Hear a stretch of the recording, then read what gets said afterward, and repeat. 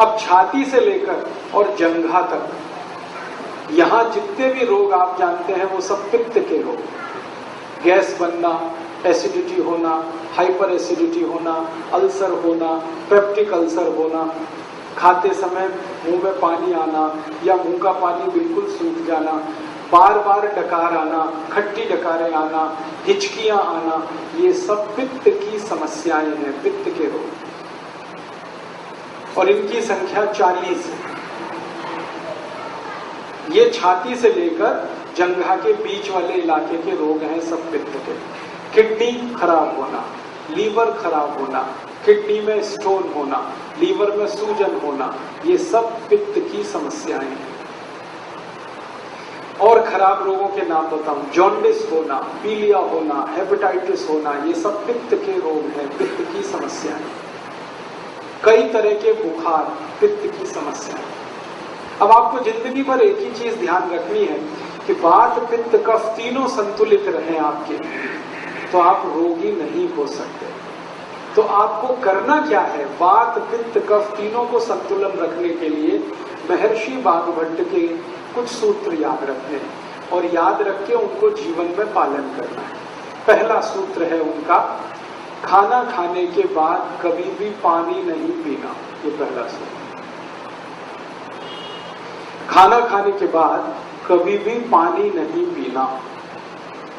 सूत्र को उन्होंने लिखा है जिस तरह से वो मैं बताता हूं। ये मैंने भाषांतर करके बोल दिया आपको, खाना खाने के बाद पानी नहीं पीना। महर्षि वाग्भट ने ऐसे नहीं लिखा, उन्होंने लिखा है भोजनांते विषम वारी, ऐसे लिखा।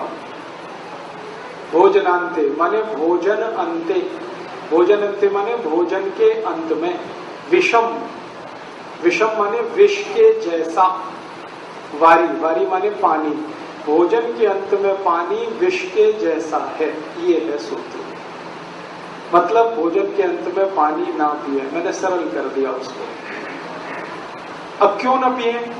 कारण उसका एक है कि हम जब खाना खाते हैं, खाना सारा पेट में इकट्ठा होता है। एक स्थान है उसको जठर कहते हैं।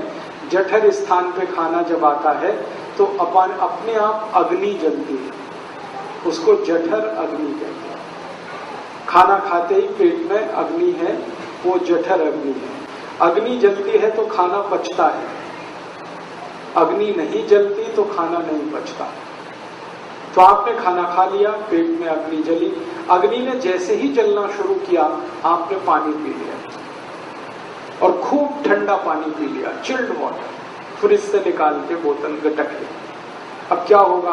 अग्नि बुझ गई। अग्नि बुझ गई तो खाना नहीं बचेगा, तो खाना सड़ेगा और सड़ा हुआ खाना 103 बीमारियां पैदा करेगा।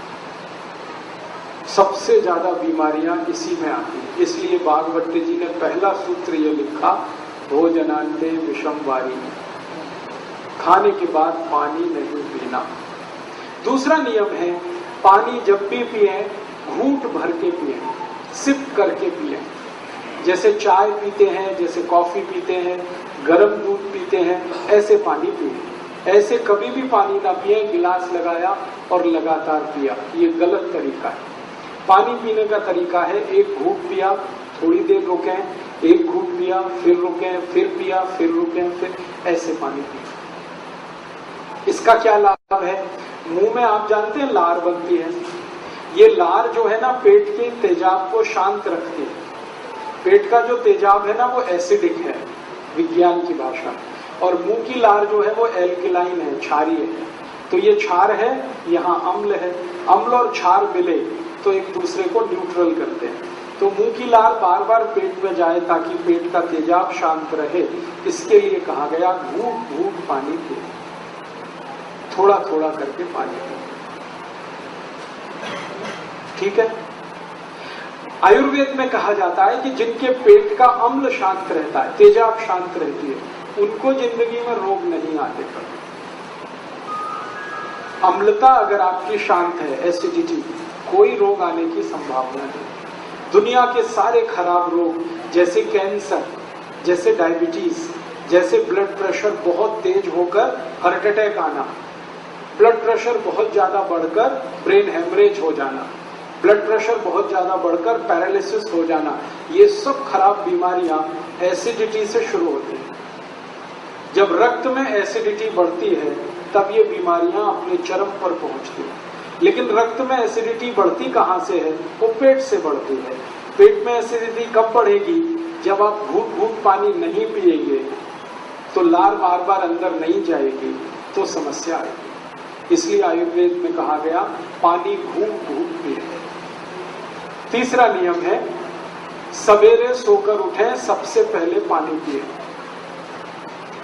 वहां स्वामी जी का आपने सुना होगा व्याख्यान, तो उषा पान की बात वो करते हैं। उषा पान का मतलब यही है उठते ही पानी पीना। हालांकि उषा पान का सही अर्थ है सवेरे 4:30 बजे उठकर पानी पीना, क्योंकि उषा का वही समय है। अब दिल्ली वासियों के लिए मैं ये नहीं कह सकता कि वो सवेरे 4:30 बजे उठें, क्योंकि उनका 4:30 बजे उठना तब संभव है जब रात को 8 बजे सो जाए। 8 बजे दिल्ली में सोना तो स्वर्ग की बात है, कल्पना की बात है, संभव ही नहीं। इसलिए मैं कहता हूं जब उठें तो पहले पानी पिए। आपकी जब दिन हो जाए, जब सवेरा हो जाए, उठते ही पानी पिए, कम से कम 3 गिलास, बिना प्यास के, घूट घूट भर के।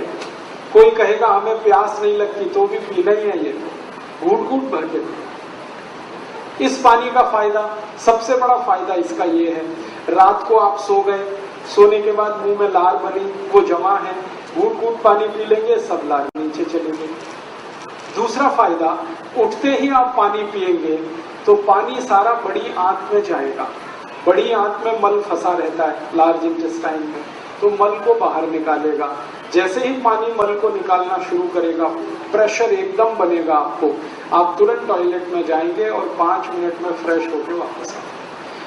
तो आपको मैं जो समझाना चाहता हूँ वो ये कि शरीर ठंडा मत होने दीजिए, इसको गर्म रखिए। तो ठंडा शरीर ना हो इसके लिए ठंडा पानी मत पीजिए, नहीं तो क्या होगा, ठंडा पानी बार बार पीते रहेंगे, शरीर में तकलीफें शुरू होंगी। उसकी सबसे बड़ी तकलीफ क्या होती है कि जब बहुत ठंडा पानी आप पी लेते हैं तो शरीर का जो पेट है वो पानी को गर्म करता है। पानी को गर्म करने में पेट को एनर्जी चाहिए, ऊर्जा चाहिए, और वो ऊर्जा ब्लड में से ही आ सकती है, खून में से आ सकती है, और खून को फिर सारे शरीर से पेट की तरफ दौड़ना पड़ेगा, तब पानी गर्म होगा।